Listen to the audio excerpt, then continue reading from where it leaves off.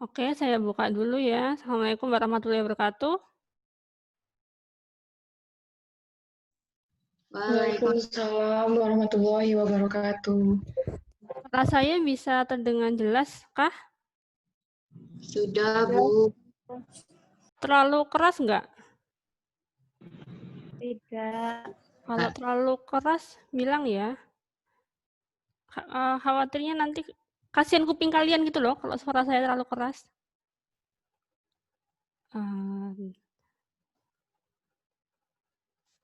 Bentar. Oke. Sudah sarapan? Sudah sarapan atau belum pagi ini? Belum, Bu. Sudah, Bu. Sudah, Bu. Ini tanggal 3 November. Oke. Dari materi buah dan sayur, itu nanti adalah materi terakhir dari saya. Jadi untuk UTS, karena minggu depan sudah UTS ya, UTS saya itu ada 3 materi, yaitu susu, buah, dan sayur. Jadi materi untuk UTS selain dari kuliah nanti juga terkait dengan praktikum. Gitu. Jadi ini adalah pertemuan terakhir dengan saya di kuliah. Oh sebentar, internet saya tidak stabil, saya ganti provider dulu.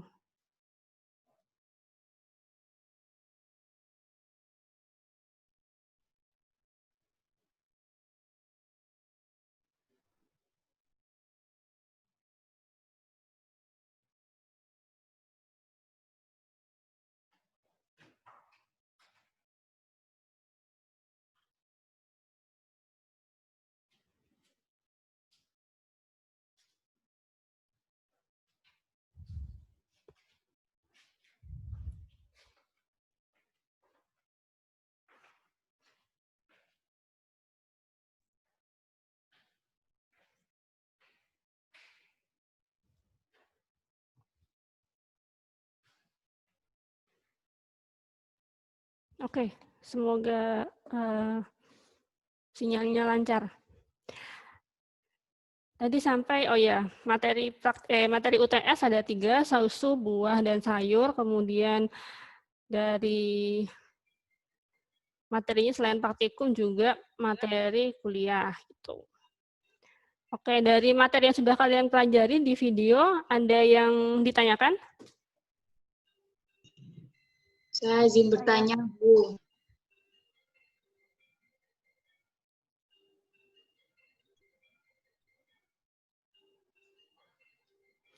Silakan angkat tangan. Tidak ada sama sekali? Oke, ada 2. Delari, silakan Delari. Ya Bu, saya izin bertanya. Kan tadi kalau sayuran tuh apa harus dicuci? Nah kalau misalnya mencuci dengan sabun tuh apa boleh ya Bu? Delari suaranya tidak terdengar? Ya, Bu. Masih tidak terdengar? Bu, apa sudah terdengar?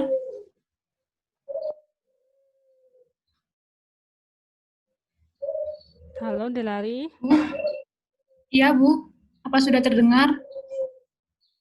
Delari pakai headset kah? Kalau pakai headset, coba headsetnya dilepas dulu. Sudah jelas kok di Suara sini. buka pakai. Terdengar. Di sini sudah jelas banget ya.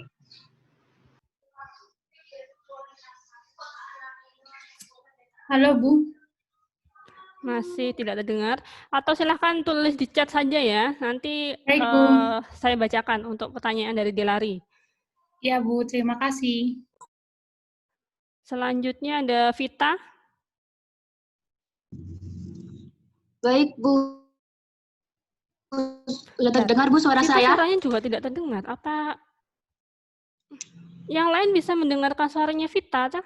Bisa Bu, jelas. Bisa, jelas. Jelas banget dua-duanya tadi. Punya saya berarti, bentar.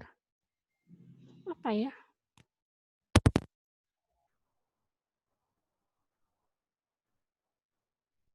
Oh, dia tahu.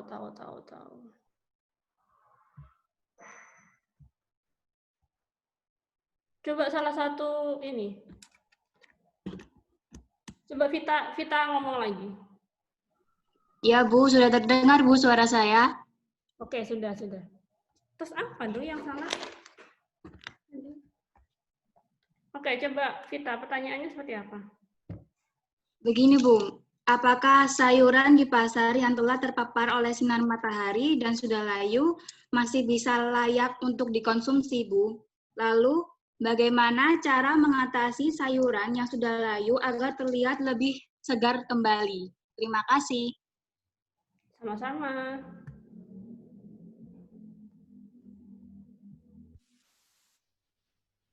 Ada yang punya pendapat terkait dengan pertanyaannya Vita? Apabila kita belanja di pasar misalkan, terus beli sayuran yang layu, apakah masih bisa dikonsumsi? Kalau menurut kalian bagaimana? Kalau yang punya pendapat silakan langsung open mic ya. Saya Bu, Siapa ini? Ramadana Tarisa. Dari golongan? C. Iya, kalau Ramadana gimana? Menurut saya itu tergantung dari kondisi sayurnya Bu. Bisa pasti kita bisa tahu gimana, semisal sayur itu layu, tapi kita bisa tahu sayur itu tuh masih layak dikonsumsi atau tidak. Misalnya layu tapi sudah layu-layu sekali, keluar lendir, seperti itu mungkin tidak bisa dikonsumsi. Tapi kalau misalnya layu karena sudah agak lama dipetik, mungkin dicuci dan dimasak dengan pemasakan yang benar, mungkin masih bisa dikonsumsi. Jadi kalau kita belanja sayuran yang sudah layu itu, kalau dari segi kandungan gizi pasti dia kandungan gizinya beda ya sama sayuran yang masih segar. Jadi tidak sebanyak sayuran yang masih segar. Kemudian memang dari segi organoleptik, kalau dari segi organoleptik itu ya yang kalau layu pastinya tidak apa ya?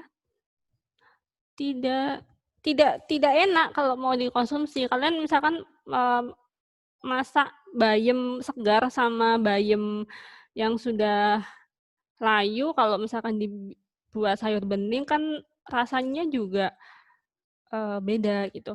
Jadi kalau misalnya kita memasak bahan yang masih segar itu ketika kita makan itu rasanya segar gitu loh.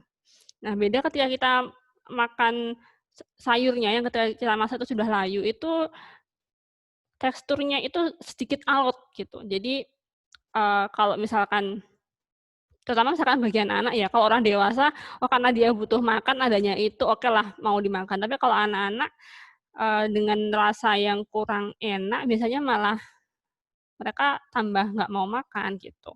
Jadi kalau masih bisa diusahakan membeli sayuran segar, usahakan banget kita membeli makanan bahan pangan yang masih segar. Kalau memang dalam kondisi yang mepet, misalkan mepet itu benar-benar tidak ada yang lain, kemudian misalkan hanya mampu membeli sayurannya seperti itu, ya nggak apa-apa. Cuman diusahakan sekali untuk membeli sayurannya masih segar. Gitu. Vita tadi golongan apa? Golongan C Bu. Oke. Oh ya Bu, untuk pertanyaan kedua. Oke, apa tadi? Bagaimana cara mengatasi sayuran yang sudah layu agar terlihat kembali segar? Sayuran kalau sudah dipetik kemudian dia layu, sulit sih kalau mau dikembalikan, nggak bisa kalau dikembalikan dalam bentuk segar. Karena bahan apa ya, zat haranya sudah nggak dapat gitu. Paling kita hanya bisa mempertahankan kesegarannya. Jadi misalkan beli bayam brol, kemudian ditaruh di air, kasih bawahnya kasih air gitu. Itu kita masih bisa mempertahankan kesegarannya. Atau disimpan di kulkas yang suhu dingin. Atau misalkan dipotong-potong, fresh cut kayak gitu, disimpan di wadah tertutup, itu masih bisa dipertahankan kesegarannya. Tapi kalau diminta untuk mengembalikan kesegarannya yang sudah layu kemudian digunakan atau diubah menjadi segar, nggak bisa. Ya sama aja seperti kalau kita sudah tua, kan nggak bisa lagi. kulitnya. Misalnya kulit ya, kulit kalau sudah keriput kan nggak bisa lagi menjadi kencang gitu kan. Kita hanya bisa menunda keriputnya kayak gitu. Begitu ya Vita? Iya, Bu. Terima kasih. Oke, ini Delari di chat menuliskan,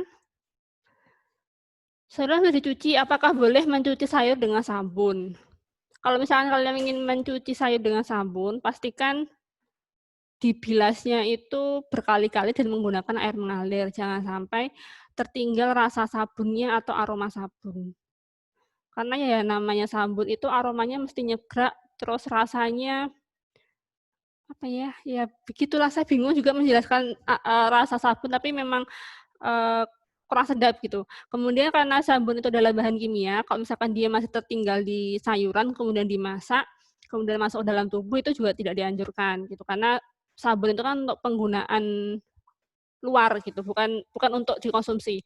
Jadi kalau misalkan mau sekali lagi, entah itu dicuci dengan sabun atau dengan cuka atau dengan yang lainnya, itu pastikan sudah bahan-bahan itu hilang, benar-benar hilang, supaya tidak berpengaruh terhadap organoleptik dari masakannya nanti. Oke, begitu ya Delari?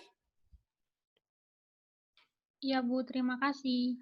Oke, ini selanjutnya ada Siwi Indrianti. Silakan. Bu, saya mau tanya, Bu. Dari golongan? Dari golongan C. Contoh pengolahan sayuran yang dapat menurunkan kandungan zat gizi dan contoh pengolahan sayuran yang dapat meningkatkan kandungan zat gizi itu apa ya, Bu? Terima kasih, Bu. Jenis pengolahan yang meningkatkan kandungan zat gizi umumnya memang menurunkan, tapi memang ada yang menaikkan. Ada yang bisa menebak? Pengolahan apa yang bisa meningkatkan zat gizi?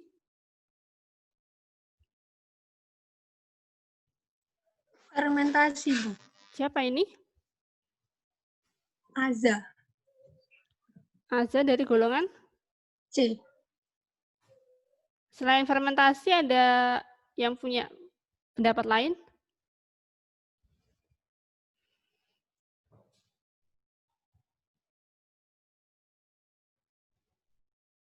Nggak ada?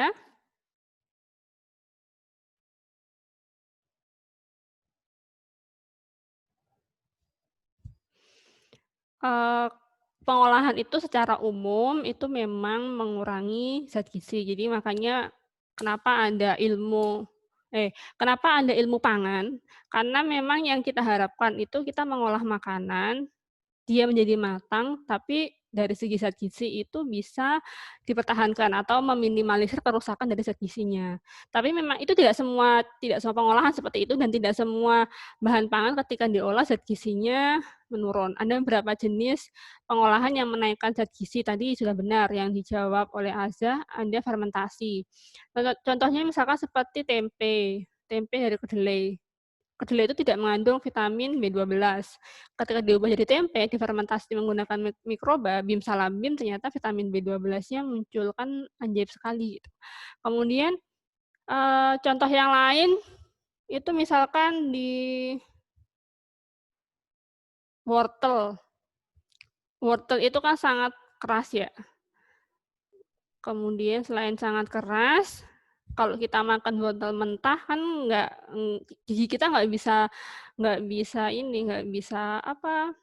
mematahkannya dengan mudah gitu kan. Begitu juga ketika dia masuk ke dalam perut, misalkan di perut pun juga tidak akan mudah dicerna si wortel itu. Makanya wortel itu diolah misalkan menjadi sup, direbus gitu kan. Nah, ketika direbus dia menjadi lebih lunak. Karena dia lebih lunak, zat gizi di wortel itu dia terlindungi sama jaringan yang sangat keras. Jadi jaringan itu perlu dihancurkan supaya zat gizinya itu bisa keluar, bisa diakses oleh si enzim pencernaan seperti itu. Jadi ketika wortel itu dipanaskan, sebenarnya bukan zat gizinya yang naik, tapi zat gizinya itu bisa diakses, bisa kita ambil gitu loh. Kalau tidak direbus, zat gizinya itu tidak akan bisa kita ambil kayak gitu. Contoh yang lain itu dia bukan bukan menaikkan, tapi dia merubah. Tomat itu kan mengandung likopen. vitamin A. Nah, ketika dia dipanaskan sebentar, jadi dicelupkan pada air panas sebentar itu, vitamin A-nya itu akan berubah menjadi provitamin A. Nah, di dalam tubuh yang bisa kita manfaatkan itu adalah provitamin A. Gitu. Jadi sebenarnya kalau menaikkan sih bukan, tapi hanya mengubah bentuknya sehingga bentuk yang baru itu bisa dengan mudah digunakan oleh tubuh. Gitu contohnya. Begitu ya, Siwi? Iya, Bu. Terima kasih. Oke, selanjutnya ada Ivani Nurnatsmi. Iya, Bu. Dari golongan apa? Golongan C. Oke, silakan.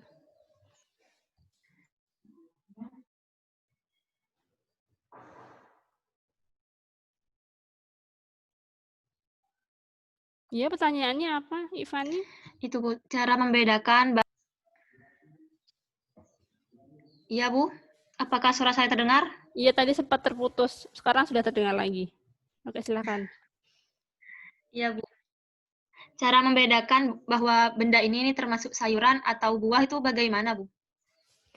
Coba Contohnya dibuka. kayak apa? Tomat atau timun gitu, Bu. Cara membedakannya gimana? Coba dibuka di slide, di materi awal. Itu ada kriteria terkait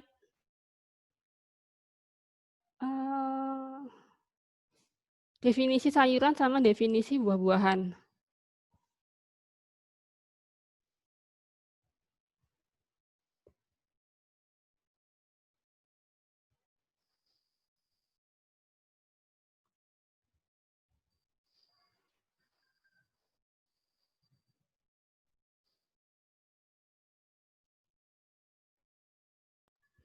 Oke, bisa dilihat ya di sini. Ini karakteristik umum dari sayuran. Kalian bisa melihat ini di video maupun di file PPT yang saya share di LMS. Karakteristik umum sayuran adalah dia memiliki kadar air yang tinggi, umumnya memiliki warna yang beragam. Untuk klasifikasinya itu ada banyak sekali. Ada sayuran itu dalam bentuk batang, ada biji, ada buah, ada umbi akar, umbi batang, daun maupun dia bunga. Dan di sini ada beberapa jenis buah yang dimanfaatkan sebagai sayuran. Misalkan mentimun, cabai, labu, terong, tomat. Dia adalah buah, tapi dia diklasifikasikan dalam sayuran karena secara pengolahan dia diolah bersama dengan sayuran. Kemudian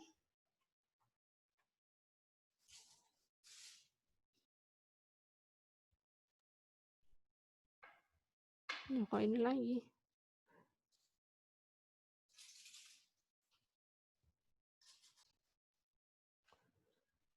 Ini tempat kalian yang muncul apa? Klasifikasi sayuran?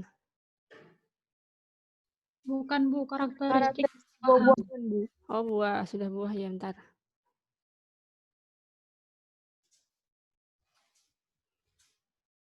Oke, ini ya definisi dari buah. Dia berasal dari tanaman yang berbunga. Nih, berbunga. Bunga. Kemudian dia berfungsi sebagai cadangan makanan. Cadangan makanan itu misalkan kalau dagingnya itu loh, kalau misalkan mangga itu ya kita konsumsi kan daging buahnya. Kemudian kalau alpukat juga ada daging buahnya. Itu adalah sebagai cadangan makanan. Dan dia memiliki biji. Terong, timun, tadinya termasuk sayuran kan dia memiliki biji. Kalau jenis sayuran yang lain seperti daun-daunan kan dia tidak memiliki biji, makanya dia digolongkan sebagai sayuran. Tapi kalau dia digolongkan menjadi buah karena dia berasal dari bunga, dia memiliki cadangan makanan dalam bentuk daging buah umumnya. Kemudian yang paling khas adalah dia memiliki biji di sini. Biji. Kalau jenis yang lain nggak punya biji. Yang punya hanya jenis buah-buahan. Oke. Ivani bisa dipahami? Iya, Bu. Terima kasih. Oke, selanjutnya Azza. Ada pertanyaan apa, Azza? Izin bertanya, Bu. Golongan apa aja? Dari golongan C. Oke, silahkan. Apakah ukuran pemotongan sayuran dapat mempengaruhi kandungan gizi, Bu? Terima kasih. Ada yang punya pendapat nggak? Kalian motong ketika bikin sup, motong wortel potongannya kecil-kecil sama potongannya yang besar? Saya Kira-kira gimana? ingin berpendapat. Ya, ini siapa? Askarina dari golongan C, Bu. Oke, silahkan. Pemotongan tidak mempengaruhi kandungan gizi, Bu. Menurut saya. Pengaruhnya kemana kalau gitu? Pada pengolahan, cara memasaknya. Ya, bagaimana efeknya? Bisa dijelaskan lebih detail? Kan untuk pemotongan itu kan hanya bentuknya saja kan ya, Bu, yang berubah. Tapi untuk kandungan gizinya Oke, itu menurut Askarina. Kalau yang lain ada yang punya pendapat? Saya, Bu. Ya, ini siapa? Tiwi, Bu, dari golongan C. Ya, silahkan. Potongan sayur menurut saya itu mempengaruhi kandungan nutrisi, Bu, karena kan kandungan vitamin dan nutrisi dalam sayur yang bisa larut dalam air, semakin banyak potongan sayur yang tercuci dan terkena panas, semakin banyak juga nutrisi yang terbuang, Bu. Menurut saya begitu, Bu.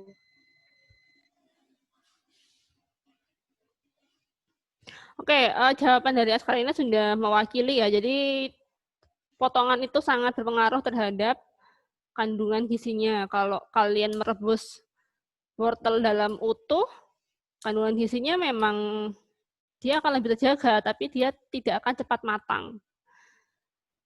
Berbeda dengan kalian memotongnya menjadi kecil-kecil, dia cepat matang, tapi kandungan gizinya juga banyak yang larut dalam air kalau direbus, atau dia semakin banyak bagian yang kontak dengan panas, maka kandungan gizinya juga akan semakin banyak yang rusak. Itu prinsipnya. Azam bisa dipahami ya? Baik, Bu, bisa. Oke, selanjutnya ada Asri Mulyaningrum. Silahkan. Permisi, Bu, apakah suara saya sudah terdengar? Sudah. Saya izin bertanya, untuk pengemasan dengan modifikasi udara termodifikasi, gas O2 itu kan diganti dengan CO2. Nah, seperti yang kita ketahui, gas CO2 itu berbahaya untuk kesehatan. Untuk gas CO2 pada modifikasi pengemasan itu apakah bisa mempengaruhi buah menjadi berbahaya atau bagaimana, Bu? Asri golongan apa? Golongan C, Bu. Oke. Yang dikemas kan buah ya, bukan kita. Jadi yang akan mengkonsumsi CO2-nya adalah buah, bukan kita. Jadi kalau dikatakan efek terhadap kita nggak ada. Efeknya memang ke buah. Jadi karena kondisi udaranya dia berbeda, maka respirasinya itu akan terhambat. Karena respirasi terhambat, metabolisme juga terhambat, itu akan berpengaruh terhadap tingkat kematangan dari buah. Itu tingkat kematangannya terhambat, harapannya buah itu menjadi lebih tahan lama. Jadi efeknya itu adalah memperlambat metabolisme sehingga dapat menjaga umur simpan dari buah atau memperpanjang umur simpan dari buah ataupun sayur itu sendiri. Kalau dibilang berbahaya, apakah menimbulkan efek berbahaya ketika buah itu nanti akan dikonsumsi? Tidak. Tidak akan sampai segitu gitu loh. Beda kalau misalkan kita yang disimpan di ruangan dengan modifikasi atmosfer, ya kita akan mati gitu ya, karena yang kita butuhkan adalah banyak oksigen gitu. Kemudian misalkan di buah atau sayur ketika dimodifikasi kemasannya, udaranya dimodifikasi, itu di buah dan sayur juga ada mikroba. Umumnya mikroba yang tumbuh di sana itu sifatnya adalah aerob atau yang suka dengan oksigen seperti kita butuh banyak oksigen. Nah, mikroba yang seperti itu karena dia mayoritas, kemudian oksigennya nggak ada, maka diharapkan mikroba yang seperti itu dapat mati. Itu juga dapat memperpanjang umur simpan dari buah dan sayur. Begitu ya Asri, semoga jawaban saya bisa dipahami. Baik, Bu. Terima kasih. Oke, selanjutnya ada Vanessa Alma. Ya, Bu. Izin bertanya. Sayur kan itu bisa diawetkan dengan dikeringkan. Apakah sayur yang dikeringkan itu bisa mengurangi kandungan dari sayuran tersebut, Bu? Terima kasih. Vanessa golongan apa? Golongan D, Bu. Oh, akhirnya golongan D ada yang mewakili berbicara. Seperti yang sudah saya jelaskan tadi ya, karena semua pengolahan itu pasti ada pengaruhnya sama kandungan gizinya. Dan kalau dia dipanaskan, itu pasti akan berpengaruh dan mengurangi kandungan gizinya. Bukan pasti sih, tapi mayoritas. Tadi karena contohnya seperti wortel, nanti ketika dipanaskan malah zat gizinya bisa diakses. Tapi mayoritas untuk sebagian besar buah maupun sayur ketika dipanaskan, entah itu direbus, dikukus, ada lagi dikeringkan, di microwave misalkan, itu semuanya pengaruh memang sama kandungan gizinya, dan itu mayoritas dapat mengurangi kandungan gizi dari produk bahan pangan. Begitu ya Vanessa? Baik, Bu. Terima kasih.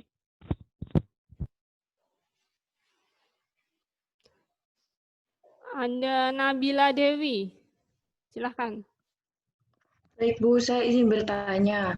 Di video tadi kan kentang dan wortel itu memiliki usia yang lumayan lama. Mengapa mereka bisa lumayan lama dari yang lain, Bu? Nabila Dewi golongan? Golongan D. Yang lainnya ada yang punya pendapat nggak? Kenapa kentang sama wortel itu umur simpannya lebih panjang dibandingkan dengan jenis buah yang lain? Saya izin memberikan pendapat, Bu. Siapa ini? Vita Nurmasita dari golongan C. Oke, silahkan.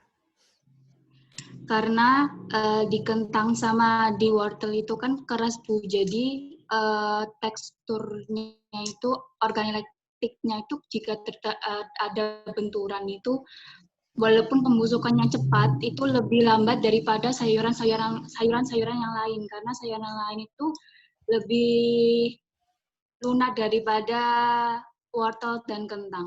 Itu menurut saya. Wortel sama kentang dia keras, kemudian yang lain bisa lunak. Itu apa yang membedakan? Ada yang tahu kah? Kandungan airnya, Bu. Siapa ini? Grace, Bu.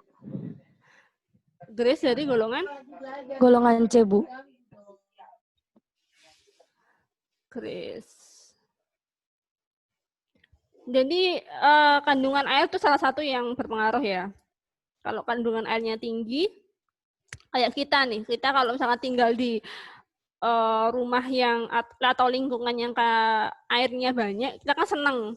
Kita nggak akan mikir bagaimana kekurangan air ketika musim kemarau.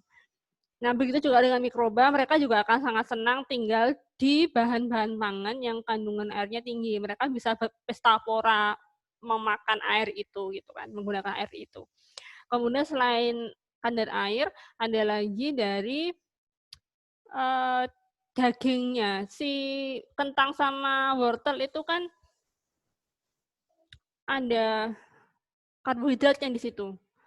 Nah, karbohidrat itu bisa menjadi sumber cadangan makanan bagi umbi itu untuk bertahan. Jadi mereka metabolismenya itu diambilkan dari ya cadangan makanan di situ, dari dagingnya itu, baik kentang maupun wortel. Kalau jenis sayuran yang lain, misalkan seperti sayuran kayak bayam gitu atau sawi kan nggak ada. Misalkan kayak bayam ya, bayam kan apalagi misalkan bayam potong, dia sudah dipotong, cuman tinggal batang sama daunnya tok. Nah itu kan nggak punya cadangan makanan, sehingga ya akan pasti cepat banget layunya gitu. Kalau misalkan sawi itu kan masih ada daging sawi atau kubis, itu kan masih ada daging apa ya itu namanya, daging sayur, daging apa itu, yang bagian putih itu ya, yang tebal itu kan juga masih mengandung cadangan makanan. Jadi umur simpannya juga akan lebih panjang dibandingkan dengan jenis sayuran yang berdaun saja. Gitu. Jadi kata kuncinya adalah di kandungan cadangan makanan sama kadar airnya. Oke. Selanjutnya yang bertanya. Oh ya, Grace silahkan bertanya. Bu, izin bertanya, apakah sayuran dan buah-buahan yang organik lebih bagus daripada yang non-organik, Bu? Ada yang punya pendapat nggak? Antara sayuran organik dan non-organik. Siapa ini? Pak Sri Mulyaningrum dari golongan C, Bu. Oke, silahkan. Menurut saya untuk yang organik itu kan dari ditanamnya itu tidak menggunakan zat-zat kimia seperti pupuk-pupuknya itu juga menggunakan pupuk kompos dan pupuk organik. Jadi mungkin yang sayur organik itu kontaminasi terhadap zat-zat kimianya juga lebih sedikit ketimbang sayur-sayuran biasa. Jadi saya pikir menurut saya sayur organik itu lebih baik daripada sayur biasa. Oke, kalau dari segi pupuknya memang kalau yang non-organik dia menggunakan pupuk yang kimia dan yang organik menggunakan pupuk alami. Kalau dari penggunaan itu memang ada residu kimia seperti pestisida pada yang non-organik. Dan itu apabila pestisidanya tidak bisa hilang akan menumpuk dalam tubuh, dia bisa berbahaya. Tapi kalau dia bisa dihilangkan, nggak masalah sih kalau menurut saya. Karena ya kalau dari kandungan gizi nggak ada bedanya. Kalau sepengetahuan saya ya, tidak ada bedanya dari yang organik sama non-organik. Bedanya hanya di residu kimianya, ada atau tidak. Kemudian residu kimia di sayuran atau buah, sama residu kimia di tanahnya. Di tanah itu kalau banyak kimianya pasti juga akan berubah. Oke, waktunya tinggal 4 menit lagi. Ini masih ada 4 orang yang bertanya. Silakan Nabila.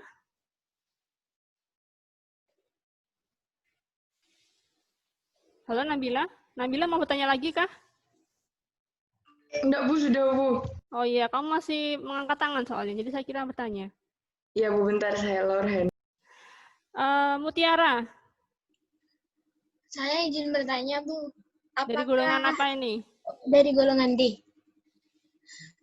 Apakah rumput laut itu juga termasuk sayuran, Ibu? Terima kasih. Rumput laut. Rumput laut masuk apa ya? Iya ya, saya kok juga nggak pernah kepikiran rumput laut itu masuk dalam apa sayuran atau jenis yang lain ya.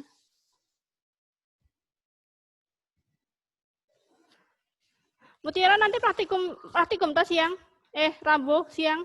Oh iya. Saya jawab saat praktikum ya, tolong diingatkan. Saya juga belum kepikiran sih rumput laut itu termasuk apa. Karena ini waktunya mepet, jadi ditunda dulu untuk pertanyaan dari Mutiara.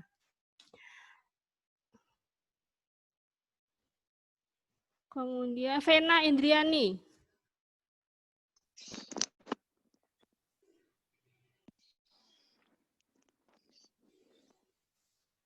Halo Vena. Suaranya putus-putus. Saya Nggak dengar. Oke, Vena silakan di chat saja pertanyaan terakhir dari Afkarina. Bu, saya Afkarina dari golongan C ingin bertanya. Kan saya pernah menjumpai wortel bagian ujungnya berwarna hijau. Nah, itu saat diolah apakah dipotong saja, dibuang saja, atau bisa diolah tidak apa-apa, Bu? Diolah saja tidak apa-apa sih, tapi rasanya biasanya dia ini yang sudah ada hijaunya itu karena dia mau tumbuh tunas, kadang ada sedikit rasanya agak pahit sama teksturnya dia lebih keras. Gitu aja. Tapi kalau mau dikonsumsi ya monggo sih, nggak masalah. Kurang 30 detik. Vena gimana? Sudah, oh ini. Kimchi termasuk sayuran fermentasi? Iya, kimchi itu masuk sayuran fermentasi. Apapun yang disimpan kemudian disimpan lama, kemudian dikonsumsi, itu dia dalam bentuk, berarti dia fermentasi. Bisa kimchi, sayuran asin, dan lain sebagainya. Saya kemarin mau bikin video tentang kimchi, tapi ternyata di Jember saya nggak nemu yang jualan kimchi. Harus beli online. Beli online kan ada minimal ongkirnya, jadi ya wes lah, yang ada sayuran asin, makanya yang saya review sayuran asin, tapi sayuran asin itu sangat asin sekali. Kalian bisa lihat di video praktikum untuk sayuran asinnya. Oke, sudah jam 8:30, saya tutup kuliahnya, mohon maaf agak terburu-buru, khawatirnya kalian ada kuliah selanjutnya. Terima kasih, sampai jumpa di praktikum, jangan lupa absen dan jaga kesehatan. Assalamualaikum warahmatullahi wabarakatuh.